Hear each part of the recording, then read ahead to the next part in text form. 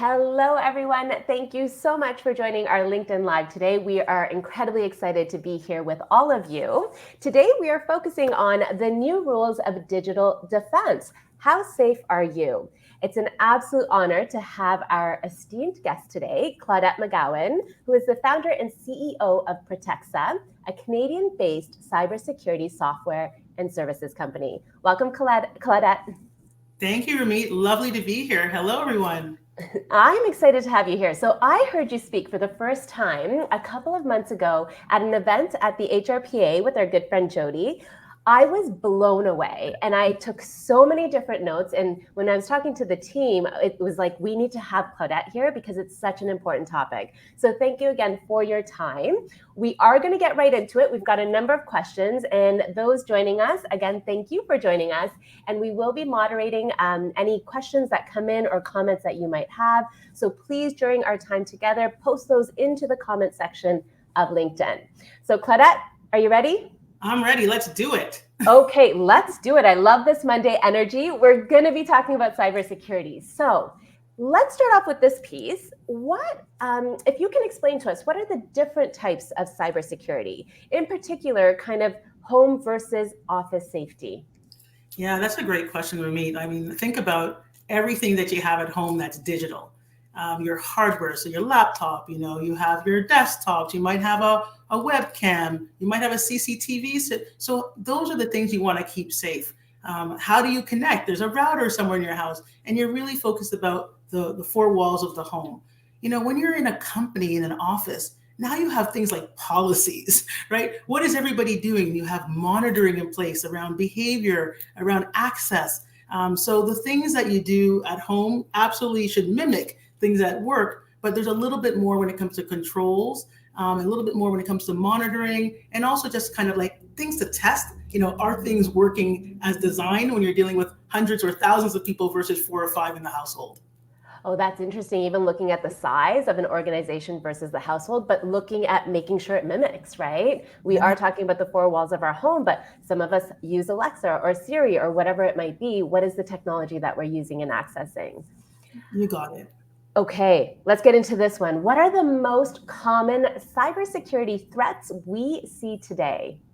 Yeah, well, come on. You just look at the newspaper, read your feed in the morning. It's ransomware, right? This is, getting access to data through unauthorized methods. And then, of course, trying to hold it ransom and get someone to make a payment so you can get the data back or you can get it decrypted, if you will. So that's the thing that we see the most at the bigger scale. Then there's the ones that you and I see every day. That's someone trying to slide into our DMs, slide into our inbox, and get us to click because they know Rumit is all about health and wellness. So they're going to send you some kind of email with a link or an attachment. So that's the phishing. That's really them kind of putting the line out and hoping that someone's going to bite and take that bait. And I have to tell you, it happens day in, day out. And then, of course, there's things like business email compromise, where someone gets a note, it's a woman of influence, and they get a note from Rumit, and she just needs you to buy a couple gift cards, but don't tell anybody, right? Because, that's the kind of leader she is, right? I mean, hopefully no one's falling for it, but I have to tell you, we get calls all the time where people think it comes from someone and it's not them. So business email compromise, ransomware, and phishing. Claudette, that actually happened. That's why you see it happened. And I'm not going to say to who, but I was getting text messages as they're walking because they're like, yes, of course, you asked for it. Of course I'm going to get it. And I was like, that was not me. But it's scary, right? Yes. And for me, I'm always looking at, okay, what's the email address this is coming from? It can often look similar, but it may not be. There's so many things that we have to take caution with. But again, it's interesting because you might be getting that email from a trusted person where it's like, oh yeah, of course, but really it could be a scam. And that's scary. We have to pause. And I love what you said. You're checking the email. Just hover over the name. Yes, it says Claudette McGowan, but when you hover over it, it's a completely different email. That's one way you can protect yourself. 90% of the time there's a cyber attack, it happens through people. Interesting. Okay, so that is a great tip. Thank you for that. It's so fascinating that you mentioned the gift card thing because that did happen. That absolutely happened. So what are some cyber threats that we should be worried about that we're not even aware of yet? Okay, you kind of hinted at it earlier. You have that smart speaker or the smart thermostat, or you know what, I don't have time to vacuum, so let the Roomba do it, right? Well, guess what? That's the Internet of Things. These are connected things. The fridge that tells you if there's milk in the fridge. Are you patching those things? Are you updating them? Are you realizing they're connected to the network? And so someone can come through the fridge, the vacuum, something else, and cause some havoc in your life. So yes, think about the traditional things like the phone and like the laptop and a printer. If it has a multifunctional device and it's doing scanning, well, that means there's a hard drive in there. You got to protect those things. But don't forget about all this niche stuff like your Ring doorbell. They need to be protected too. So if there's an update for them, make sure you get the update. And make sure you understand what's going on with the technology, because if it's not being supported anymore, that means it creates exposure or gap for you. So really important that we think about not just the people, but also the things. So much. That's so valuable in so many different ways. And a lot of it is like, you might have kind of that, hey, what's the weather today? And you use these things for convenience, right? This is to be used to make my life better. But what I'm hearing from you is great, but you got to make sure you do the updates so that it doesn't become a threat. That's right. Just like they say, drink responsibly, you also have to tech responsibly as well too. I love that. Okay, that tech responsibly. Okay. Yeah, just don't hop on every trend, right? You can't hop on every trend. You have to know, what am I connecting? Why am I connecting it? And is it adding more security or less security to my posture? Yes. Is it adding more security, less security to my posture, and also more or less value to my life? Because if it's not valuable and you have this potential threat, you need to get rid of that. You got it. You got it. Okay, thank you. I'm like doing an assessment in my head right now of all the little things. I will get to that after. Now, when we talk about cybersecurity, when people talk about AI, technology, all of these things, obviously, ethical considerations come up. So what are some ethical challenges in cybersecurity, especially with employee monitoring and AI? Yeah. So first of all, do you know you're being monitored by your employer? Have you asked the question? Have they told you? I worked in an environment where we got everybody connected. But one of the things they could tell us was where everybody was. We had to close that down very quickly, because me knowing your every location probably is not something that you want to know, especially when you're calling in sick and you're not in Richmond Hill, but you may be in Bahamas or something like this. I'm not sure if that's our data, your data. So there's things like around the personal privacy of the individual, I think, that come into question. Certainly, I would say things around just the awareness. What do you need to know as far as the company is doing? Are you comfortable with it? Are there disclosures? Are there waivers in place? That secrecy, because that also creates a lack of trust when things are happening in the organization. When it comes to artificial intelligence, it can be used for great things, but it also can be used for things like scaling malware. So making sure that you're using these things in a smart way. And again, back to jumping on trends. It's okay to jump on trends when you're doing it responsibly. Do it responsibly, tech safely. My team, you're welcome to send me messages and ask if you're being monitored. I'm happy to respond to you, but it is asking those questions. I need to it, Claudette, because transparency as leaders is incredibly important. And the second that kind of someone is questioning and things aren't transparent, that's when walls go up and there's trust issues and so on and so forth. So really valuable there, being transparent as a leader, but even for yourself, understanding what is being monitored, what isn't being monitored, does it need to be, and making sure we share that with our employees. Yeah, and when you're using AI and you're using a model, what's in the model, right? Yeah. What's the algorithm that gives you that output? When you're putting something in, just like we have, files that could be impacted, LLMs, large language models, can also be infected and impacted as well too. You can train it to come out with really bad data as well. So understanding what's in those is really, really important. I agree. And is it harmful? Right? It's the intention may be great, but it could be harmful. And that's what I'm really getting from our conversation. Again, it could be easy for a life, but there could be threats. So going back to what you said earlier. Okay, we're going to talk about mistakes. And before I get into my next question, I want to share with the audience, I hope you're enjoying this conversation just as much as I am. Please post any questions, comments, thoughts, feedback into the comment section. We are moderating the chat, so we will get to as many questions as possible. My next question relates to mistakes. What are some common mistakes people make in protecting themselves online, and how can we fix them? So I might be someone that's like, okay, I look at email addresses, but there may be other mistakes that I'm making. Yeah. So I know it's not you, Ramit, or anyone on your team, but I've heard of people who use the same password in multiple places. I know it's not you. I know it's not you. Okay? Just let's put that out there. And the other thing that people do is they share too much. So I will go on vacation, but I post my pictures after I come back. Yes. When you are posting your pictures and hey, here's what I'm doing, you're telling people maybe no one's at your home. Maybe you know exactly where I am, so now you can come visit me should you want to. So just be careful with how much you're sharing. And then the other thing is settings, those boring things. You get access to the new social media platform, you're loving it. Does it automatically give everybody access to everything? Because there's 5 billion people using the internet today. So if you have an open social media profile and you set it to public, that means any one of these 5 billion people can watch you day in, day out, learn your patterns, and guess what they do?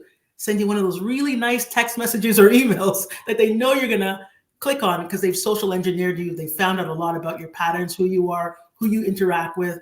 It's unbelievable how much information is out there. So don't make it easy. We're going to all be impacted one day somehow by a cyber attack. It could be through a third party, but I'm asking everybody today, don't make it easy for them. Put up some resistance. That is huge. There's so many thoughts in my head. You called it social, what was the word? Engineering, social Social engineering. engineering. Just understanding your habits based on what you're posting, where you are. And you make an interesting point. So I shared this on one of the LinkedIn Lives that we did with Cher Jones. Phenomenal. We talked about personal branding and we were talking about social media. So I don't have social media personally. I have LinkedIn. That is it. And a big piece of that, like I have my reasons as to why, but also a big piece of that is I kind of like that no one really knows where I'm going or what I'm doing, except my kind of close friends who I might share with on the phone, if I'm texting them or what it might be. And that's the thing. It's like, what is your intention behind social media? Not everyone needs to know where you're going or what you're doing, but you raise a really good point. If you're posting them while you're on holiday, well, that opens up the fact that you may not be home, right? That's You got it. huge. You got it. Huge. We've got lots of questions coming in. I've got one more myself, and then we're going to get to audience questions. How can we protect our data? And we've just talked about it, especially with social media being so prevalent. Do we take that public profile and make it private? Or what are some things that we can do? Yeah, so certainly one of the things is turning on things like multi-factor authentication. Your password is that key that accesses your data. So making sure that you have complex passwords, making sure you're using a password manager, and that you're doing things that don't make it easy for those cyber criminals. That's one. Protect the key that unlocks your data. And if for whatever reason someone gets access to it, make sure it's encrypted. So there are tools you can use to encrypt the data so that it can't be seen through plain text. That is really, really important. The third thing I would say when it comes to your data is understand what is your data. So like how I go into companies, I'll ask them the question, so how many machines do you have? Tell me about all your inventory. And they'll say the inventory is a mess. So then I'll say, then your cyber's a mess. If you don't know all of your data, then chances are you aren't protecting it. If you don't know all of your endpoints, then chances are you're not protecting it. Because how can you protect what you don't know exists? So taking that stock of how many passwords do I have? How many systems have I connected to? How many databases is my information in? Am I on Box? Am I on Dropbox? Am I on iCloud? Am I in Google Drive? Like knowing where your data is and understanding what controls and settings you have around it is super critical. So encryption, inventory, and of course, protecting it through the right level of controls like passwords.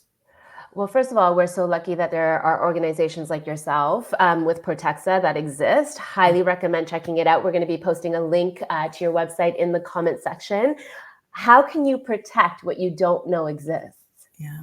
Yeah. That is, to me, very profound on so many different levels. How can you protect something that you don't know exists? And again, it's building that awareness, right? We talk a lot about self-awareness. It's also about technology awareness and understanding what exactly your data is and what people can access to. And viewing that password as that gateway. Yeah. That is the gateway to get to the other side to that data. That is Incredibly useful, Claudette. Thank you. And I like to compare it to health, Rumit. Like, Okay. it's your hygiene, right? Every day you're brushing your teeth, you're combing your hair, you're doing all this stuff to protect this entity. What are you doing around the data, right? Yeah. Cyber hygiene is so important. And the better you get your cyber hygiene, the better you are from a cyber literacy and a cyber resiliency perspective. We want you to be resilient, right? You're going to bounce back, you're going to bounce forward. And that's the thing, because if your organization has an attack, I believe when I heard you speak the first time, like, you can go bankrupt. Like, it's not a joke. Oh yeah. Oh yeah. Yeah. 60% of small businesses, once they're hacked, they shut down. Wow. Yeah. That's scary. If someone said to you today, it's going to be $1.5 million to recover all your data, you have to decide now. First of all, if I give them $1.5 million, are they going to really decrypt the data and give me the key? One. Two is, do I have $1.5 million? And a lot of companies say, I can't pay this because we don't have it. Yeah. Yeah. Big decisions, but almost an easy decision. Yes. Right? It's taking that time to be proactive versus reactive. All right. Okay. I need to get to some questions from the audience. Again, thank you to the audience for joining today.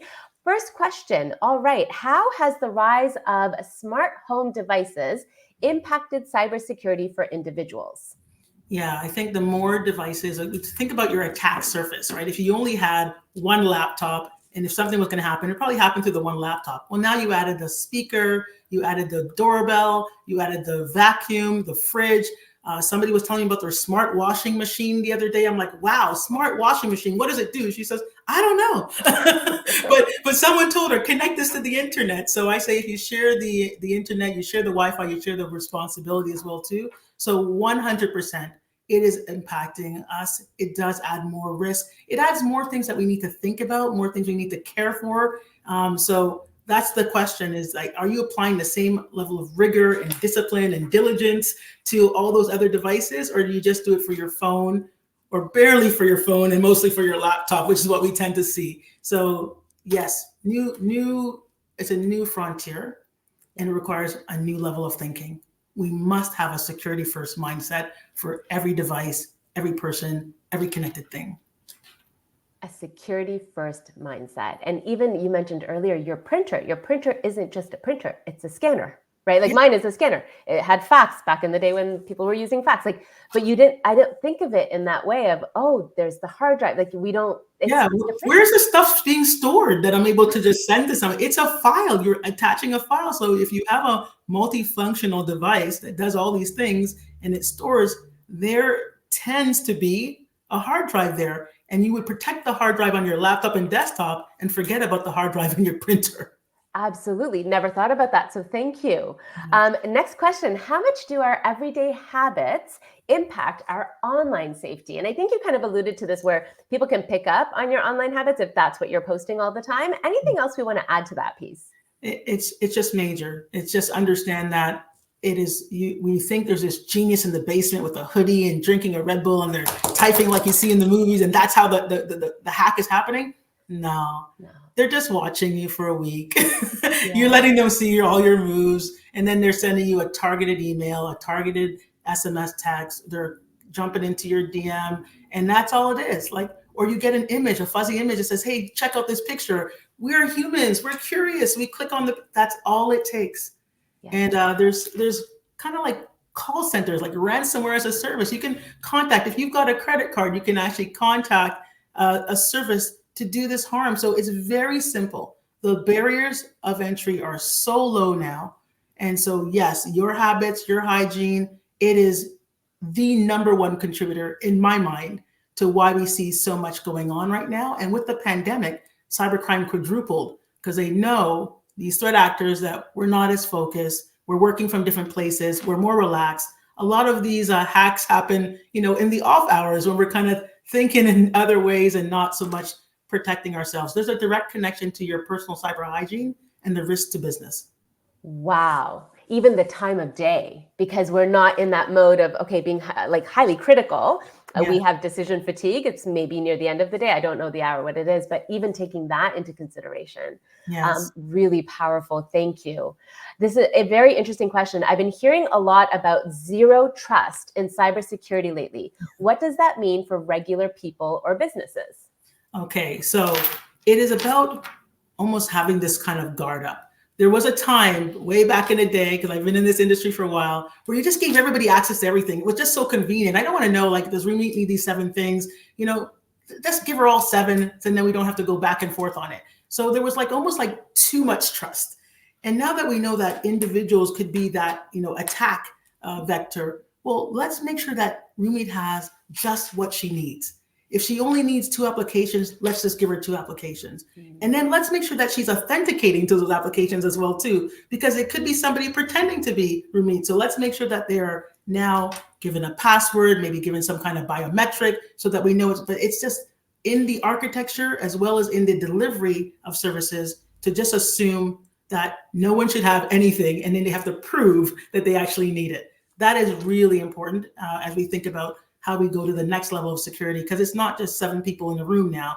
You've got AI, machine learning, you've got deep learning, all these different technologies, approaches, kind of trying to make life difficult for us. So zero trust is about, we assume breach, we assume that you don't need it, and then you got to prove that you need it and show us that you are credentialed to get it.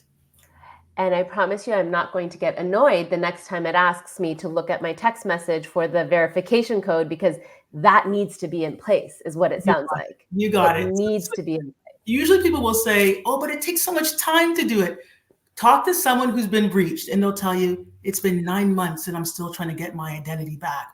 Or it's been a year and a half and I'm still I'm sending documents. The time that takes, they wish they would have turned on things like multi-factor authentication. Yes, 100. Like, do that 3 times if I have to now. Like, if you think about it, it's again, it goes back to being proactive versus reactive. You don't want to have to think about it after it happens. Let's be proactive so that it doesn't happen.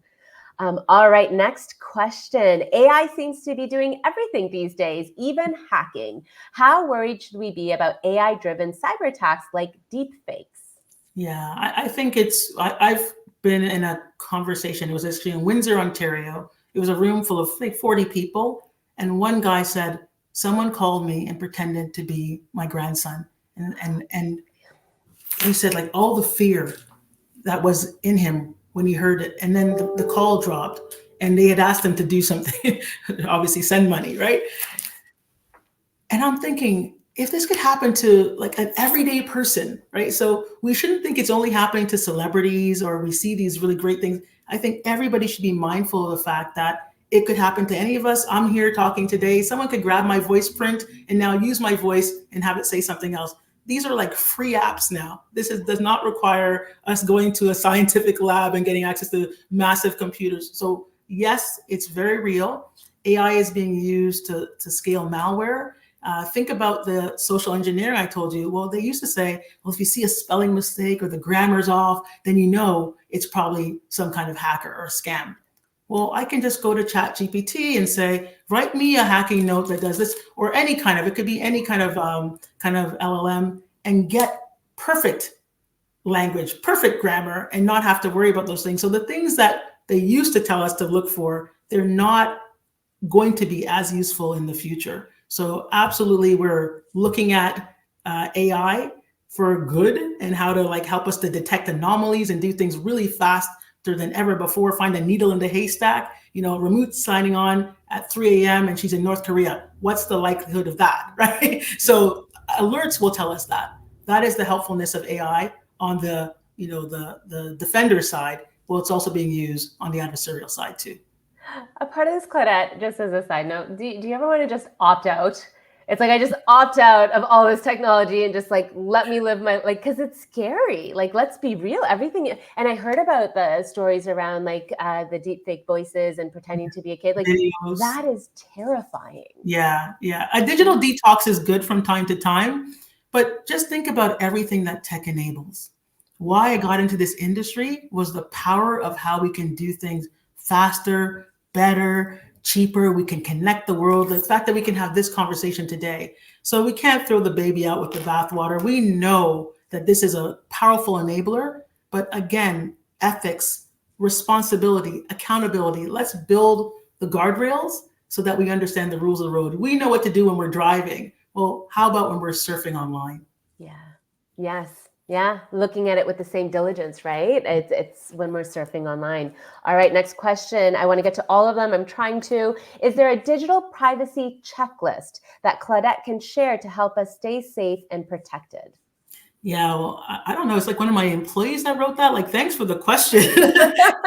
Our signature product is called Protects a Defender, and this is something that can tell you in 4 minutes how compromised you are as an individual, and then we aggregate that at the company level and show a company, well, all your individuals. Here's what it looks like at the company level, and so I'd love to make that available to everybody because it's not only what it tells you, but it's how fast it tells you. And the way we want to differentiate ourselves in the market is not only to help you find the problem, because sometimes you see the problem, you're like, oh my God, I'm more stressed than when I didn't know about it.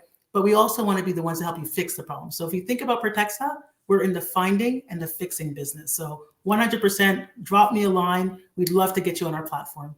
I love that. Protexa Defender. If you aren't following Claudette McGowan, you must be, because you're just a fascinating person. And this has been one of the most valuable conversations. And again, I started off by saying the first time I heard you speak, I was blown away. And the number of notes and the fact that you made me rethink a lot of things. And it's things that we should be thinking about, but they're not on our to-do list because there are other fires that we're trying to put out. But really, really important. I want to get to this last question because I think it's really important and I'm also interested about it.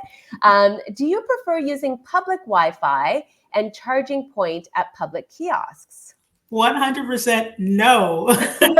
Physical, like I gotta show you. Absolutely not. So here's what I'm gonna say to you.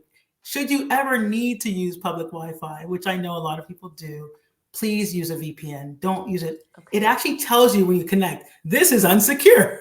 They warn you, like, hey, this line could be sniffed, or we could be monitoring this line. So I really encourage anybody, like, if you're going to use public Wi-Fi, have a virtual private network set up. There's great companies that offer Surfshark, NordVPN, Proton VPN. There's lots of wonderful options out there. But you're basically saying, when you're getting ready in the morning, are the windows, like all the blinds open, everybody can see, or do you want to have something to protect you? You need that secure tunnel. You need that protective layer. And that's why I highly recommend a VPN. And even charging, there's actually something called a USB kind of adapter. So if you're going to charge your devices, I actually have something that I plug in, and that prevents any data from going back and forth. So it's a data blocker, and you can still charge. So there's all these cool little tools that you use. We do like a little kit, a digital kit, a physical kit.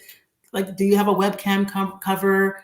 Are you thinking about when you go in a hotel room? Is there any kind of cameras that you're not aware of? There's a lot of things that we can think about to keep you protected. But yeah, public Wi-Fi, it's very convenient. And I'll just say it's convenient for a reason. It's convenient for a reason. So if things are very easy, we need to really question that. Just But add a layer. Add a layer. add a layer. That's it. Please add a layer. Add a layer. And maybe you don't connect to the public Wi-Fi and we just not be on technology for those moments and we connect when we're back home. Thank you, Claudette. This has been phenomenal. I'm a huge fan of yours and your work. Protexa.com. Please check it out. Again, if you're not following Claudette McGowan on LinkedIn, please be sure to do so. Thank you to everyone joining today. Claudette, a big thank you to you. Our next LinkedIn Live is on the power of neurodiversity on October 7th, 2024 at 11 a.m. Eastern Standard Time. I look forward to seeing everyone. Claudette, thank you. Thank you, Ramit. Thank you, Women of Influence. I love what you're doing. Continue. Thank you so much. Ramit Bilan, CEO of Women of Influence. See you next time. Thanks, everyone.